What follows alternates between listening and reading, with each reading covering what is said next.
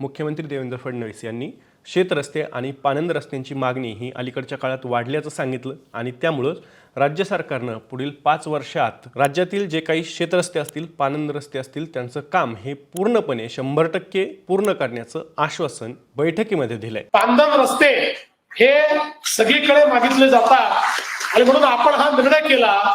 की या 5 वर्षामध्ये एकही पांदन रस्ता सोडायचा नाही। 100% पांदन रस्ते आपल्याला बनवायचे आहेत। आपण बावनकुळे साहेबांच्या नेतृत्वात एक समिती तयार केलेली आहे, ज्या समितीचा लवकरच अहवाल येईल आणि या समितीच्या अहवालाच्या आधारावर आपल्या 100% पांदन रस्ते आता आपण त्याचं अतिक्रमण मोकळं करणं सुरू केलेलं आहे, त्याचं आयडेंटिफिकेशन केलेलं आहे, त्याचं मार्किंग केलेलं आहे आणि 100% हे पांदन रस्ते चांगल्या क्वालिटीचे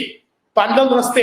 हे तयार करण्याचा निर्णय आपण घेतलेला आहे। राज्याचे महसूल मंत्री चंद्रशेखर बावनकुळे यांच्या अध्यक्षतेखाली ग्रामीण भागात जे काही शेतरस्ते आहेत, पाणंद रस्ते आहेत ते तयार करण्यासाठी एक समिती ही स्थापन करण्यात आलेली आहे आणि या समितीच्या शिफारशी ज्यावेळेस येतील त्यानुसार पुढचा निर्णय हा घेतला जाईल असंही राज्याचे मुख्यमंत्री देवेंद्र फडणवीस यांनी स्पष्ट केलेलं आहे।